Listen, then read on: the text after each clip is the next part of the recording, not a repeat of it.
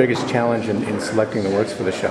Well, when I first was, they told me that I was going to curate the show. I thought I'd show everybody that I'd ever met in Taos, and I'd start with George O'Keeffe and Andrew Nasberg and Dorothy Brett in the early, and go all the way through. And I suddenly realized that was a little bit ambitious.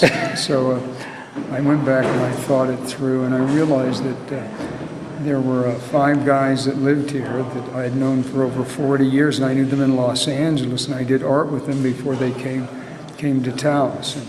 And so I decided to do that. And it's Ron Cooper and Ron Davis and Kenny Price and Larry Bell and Dean Stockwell. Mm-hmm. These are guys I've known for about 50 years. And we have Kenny Price.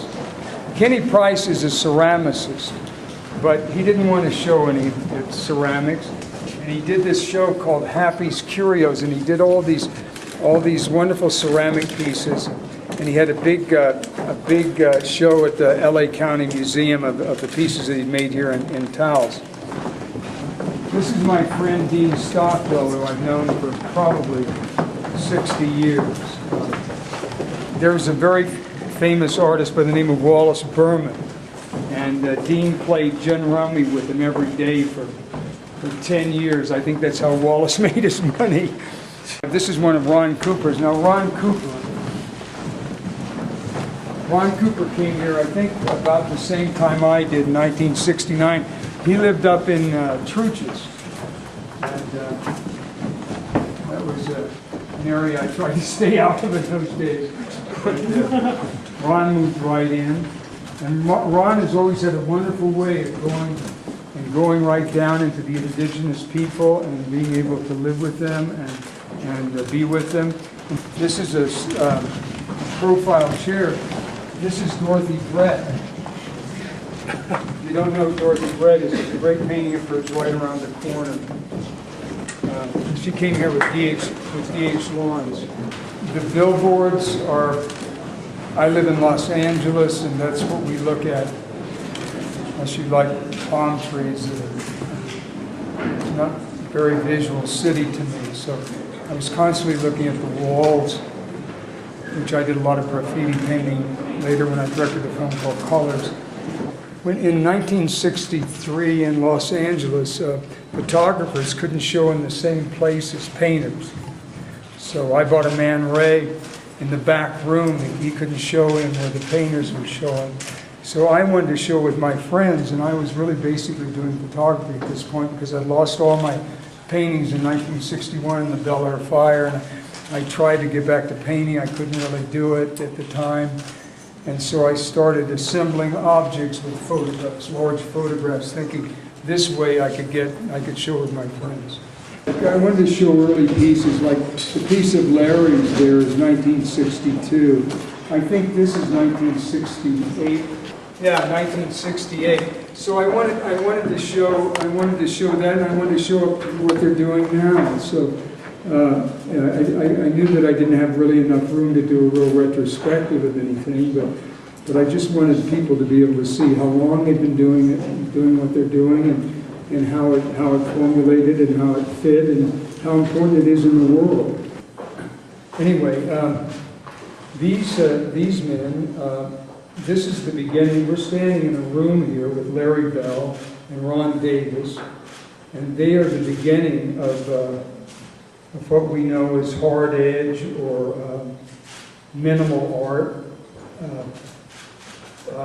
Ron did the first fiberglass pieces that I ever saw around, I think probably just the end of the 50s or just the beginning of the 60s. I first saw his work with Walter Hopps.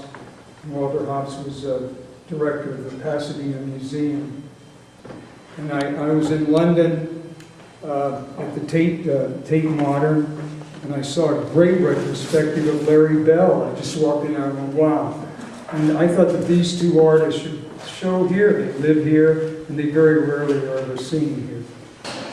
Well, you know, I went into contract at Warner Brothers when I was 18 years old, and it really allowed me to live a cultural life. I never had to I didn't have to stop painting. I didn't have to stop taking photographs. I didn't have to stop writing poetry. The stuff you do when you're a kid and when you're in high school and so on, you usually stop that and get a grown-up job. But I never really had to do that. So acting allowed me to be able to go to the museums and continue painting and continue taking photographs, continue things that I did when I was in high school. I never thought about it being anything but all the same thing. And as an actor, you went into a lot of times when you can't get a job, you can't get work, so it was something to fall back on.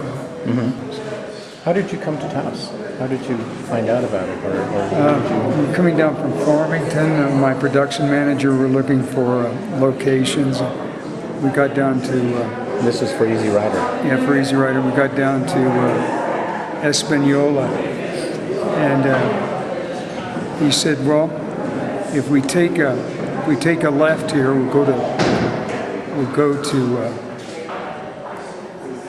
we take a left, we'll go to Santa Fe. If we take a right, we'll go to Taos. And Taos is an art community. And I said, well, I don't want to go to any damn art community, man. We're making Easy Rider here. So he had the directions wrong. He took the wrong turn. And I ended up in Taos. And I ended up in the plaza. And this Indian guy, as I was getting out of the car, he came up to me and he says, look, the mountain is smiling on you. I know where you need to go. The mountain is smiling on you. And he took me out to New Buffalo, which was what I was looking for. I was looking for a commune. And so that's the way it started. What were your initial impressions of Taos at that time? And I thought if I ever have any money, I want to come back and live here. Mm-hmm. And what kept you here for the time that you were here? The mountain. I don't know. Like everybody else. Like everybody else. Yeah. Cool. Yeah. Well, it's a pleasure to speak with you. Thank you. Good to talk to you. Absolutely. Love the show. Thank you, sir. Good. Thank you.